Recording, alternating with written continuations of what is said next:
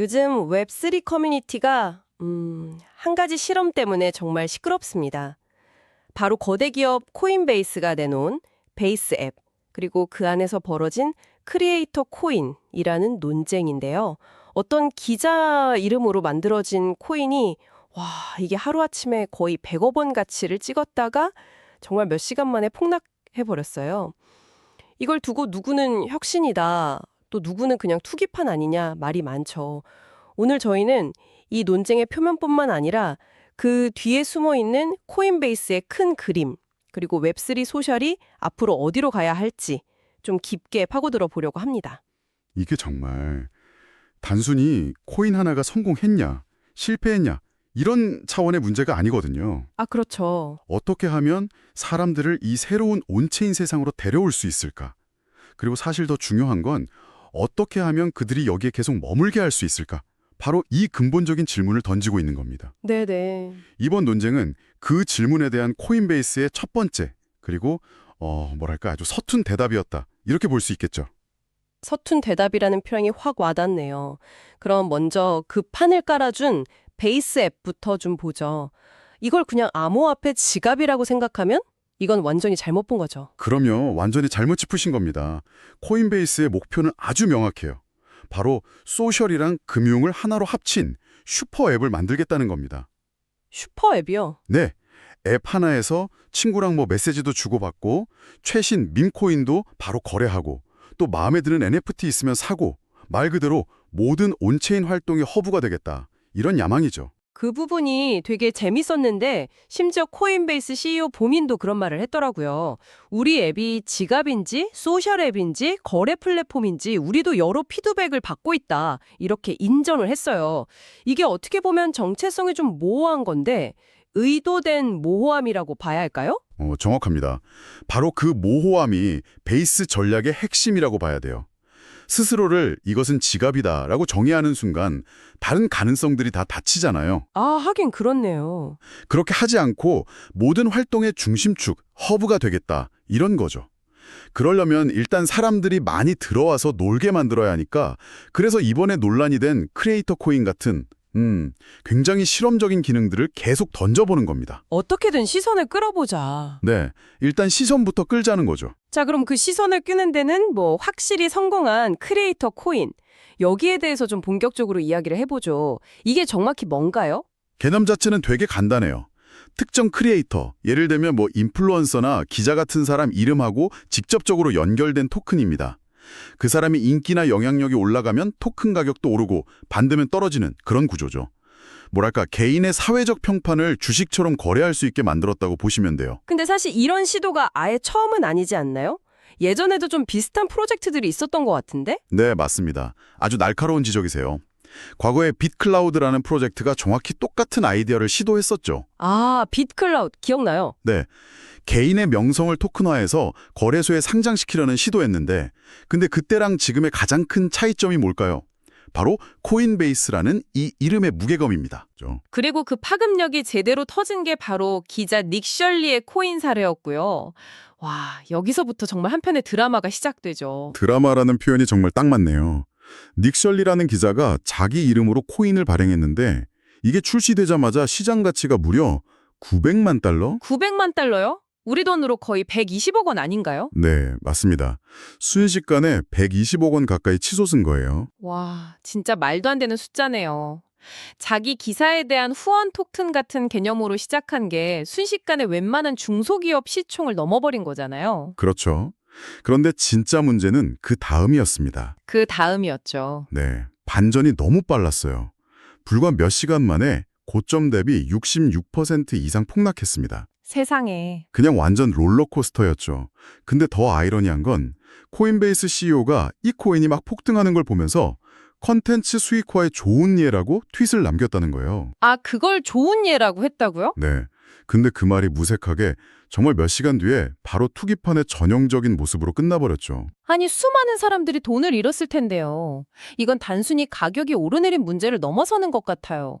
창작자를 후원하는 새로운 금융 모델이라는 그럴듯한 명분이 그냥 와르르 무너져버린 순간이잖아요. 바로 그 지점이 핵심입니다.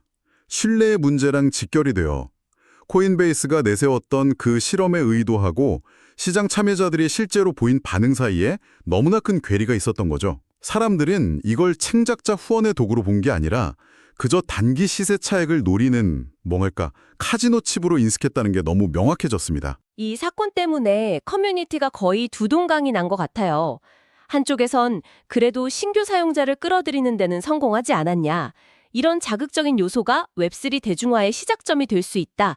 이렇게 주장하고요. 그렇죠. 일종의 문화적 온램프가 될 수 있다는 그런 기대감이죠. 막 어렵고 복잡한 기술 얘기 대신에 내가 좋아하는 인플루언서 코인을 사는 건 훨씬 직관적이니까요. 네, 그건 그렇죠. 반면에 기존의 베이스 생태계에서 묵묵히 뭔가를 만들던 개발자들, 소위 빌더들은 정말 분노하더라고요. 아, 빌더들의 반발이 심했죠. 우리는 여기서 진짜 가치를 만들고 있는데 왜 모든 관심과 자원이 저런 투기판으로만 쏠리냐, 이런 불만이죠. 심지어 이건 소라라는 특정 플랫폼만 밀어주는 편향적인 전략이다. 우리한테는 이런 식의 분배 기회조차 없다는 아주 구체적인 비판까지 나왔어요. 여기서 이제 플랫폼이 성장할 때 겪는 고전적인 딜레마가 나타나는 겁니다.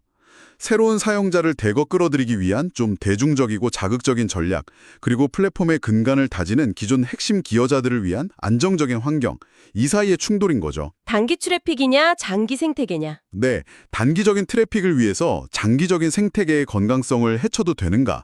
이 질문인 거예요. 베이스는 지금 그 갈림길에 서 있는 거고요. 듣고 보니 이런 식의 성장통 어디서 많이 본 것 같다는 생각도 드네요. 맞습니다. 역사는 반복되죠. 불과 얼마 전에 텔레그램 기반 블록체인인 톤 생태계에서 거의 똑같은 일이 있었어요. 탭2원이라고 그냥 화면을 열심히 두드리면 코인을 주는 단순한 게임들로 수백만 명의 사용자를 끌어모았습니다. 아, 그 게임들 저도 봤어요.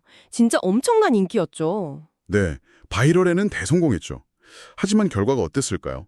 이벤트가 끝나자마자 대부분의 사용자는 큰 적도 없이 사라졌습니다. 결국 그렇게 됐군요. 그들은 뭐 톤 생태계나 블록체인 기술에 관심이 있었던 게 아니라 그냥 단기적인 보상에만 관심이 있었던 거죠. 사용자는 왔지만 커뮤니티로 남지는 않았다. 베이스가 지금 이 톤의 사례를 아주 심각하게 돌아봐야 하는 이유입니다. 그렇군요. 단기적인 유입에 성공했다고 해서 그게 플랫폼의 장기적인 성공으로 이어진다는 보장은 전혀 없다는 거네요. 그런데도 코인베이스 같은 거대 기업이 왜 이런 리스크를 감수하면서까지 크리에이터 코인 같은 실험을 밀어붙이는 걸까요? 그들 나름의 가설이 있었을 것 같은데요. 물론입니다. 그들의 입장에서 생각해보면 지금 크립토 시장은 너무 고여 있어요. 늘 아는 사람들만 거래하고 새로운 사람이 들어오기엔 장벽이 너무 높죠. 맞아요. 진입 장벽이 너무 높죠. 이 크립토 버블을 깨기 위한 시도라고 볼 수 있습니다. 그들이 세운 가설은 아마 이랬을 겁니다. 사람들은 기술에는 관심 없지만 사람에게는 관심 있다. 그러니 유명 인플루언서를 통해서 사람들을 온체인으로 데려오고 그 팬심이 자연스럽게 다른 프로젝트에 대한 관심으로 이어지게 하자. 인플루언서를 일종의 입구로 활용하려는 전략이었군요. 네. 하지만 이 가설에는 좀 치명적인 문제가 있습니다. 문제의 본질을 잘못 짚었어요. 지금 웹3나 인터넷 전체의 문제가 과연 창작, 즉 크리에이션의 부족일까요? 저는 아니라고 보거든요. 콘텐츠는 이미 차고 넘쳐서 그냥 홍수를 이루고 있어요. 진짜 문제는 그 홍수 속에서 의미 있는 정보를 걸러내는 것, 즉 큐레이션의 부재입니다. 그 관점은 정말 새롭네요.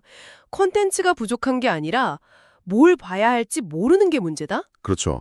지금 대부분의 소셜 앱은 트위터, 그러니까 X처럼 무한히 스크롤하는 타임라인 모드를 따르고 있잖아요. 이건 끊임없이 새로운 자극을 주는 데는 유리하지만 정보의 맥락을 파악하고 중요한 신호를 걸러내기에는 최악의 구조입니다. 베이스의 크리에이터 코인 논쟁도 결국 이 구조 위에서 벌어졌기 때문에 그냥 투기적인 소음만 증폭되고 끝나버린 거고요. 그렇다면 대안이 있을까요? 이 타임라인 모델의 한계를 극복할 만한 새로운 구조 같은 게요? 저는 그 대안이 타임라인에서 토픽으로의 전환에 있다고 봅니다. 사람이나 시간이 아니라 특정 주제를 중심으로 정보와 자본이 모이는 구조를 만드는 거죠. 예를 들어서 AI, 디핀, 밈코인 같은 구체적인 토픽 채널이 있고 그 안에서 관련된 모든 정보와 토론, 심지어 투자까지 다 일어나는 겁니다. 토픽 중심 구조라 흥미롭네요. 그럼 그 토픽은 누가 운영하고 관리하나요? 여기서 새로운 역할이 필요해지겠는데요? 이들은 단순히 컨텐츠를 퍼나르는 사람이 아니에요. 특정 토픽의 프로덕트 매니저, PM처럼 어떤 트렌드가 중요한지 분석하고 관련 컨텐츠랑 프로젝트들을 연결하고 심지어 그 안에서 돌아갈 수 있는 수익 구조까지 설계하는 역할을 맡게 되는 거죠. 와, 그림이 확 그려지네요.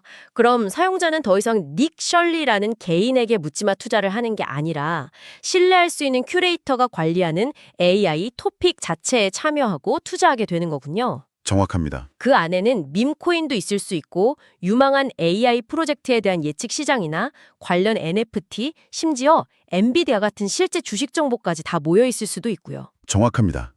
그렇게 되면 투자는 더 이상 묻지마 카지노가 아니라 충분한 정보와 맥락을 가진 베팅이 될 수 있습니다.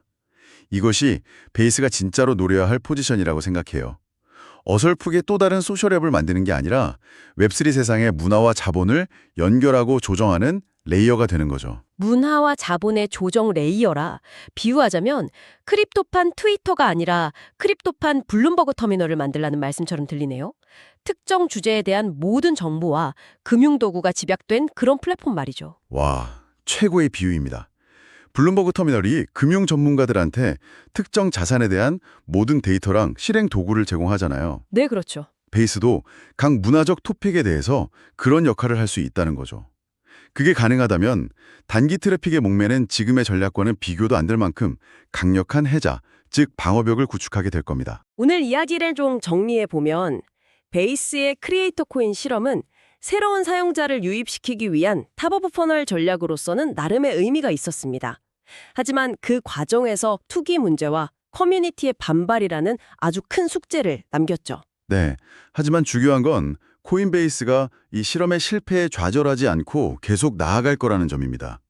크리에이터 코인은 그들이 도달하려는 최종 목적지가 아니라 그 과정에서 거쳐가는 수많은 실험 중 하나일 뿐이죠. 이번 논란을 통해 배운 것을 바탕으로 아마 또 다른 답을 찾아 나설 겁니다. 그렇다면 마지막으로 이 논쟁을 지켜보는 우리가 던져봐야 할 질문은 무엇일까요? 아마도 이것 아닐까요? 사람들을 온체인 세계로 일단 끌어들이는 데 성공했다면 그들을 어떻게 그곳에 머무르게 할 것인가? 어쩌면 그 정답은 더 많은 창작을 유도하는 게 아니라 이미 넘쳐나는 창작물들 속에서 옥석을 가려주는 큐레이션의 힘을 키우는 데 있을지도 모릅니다. 베이스의 진짜 장기적인 성공은 바로 이 질문에 어떻게 답하느냐에 달려있지 않을까요? 시청해주셔서 감사합니다.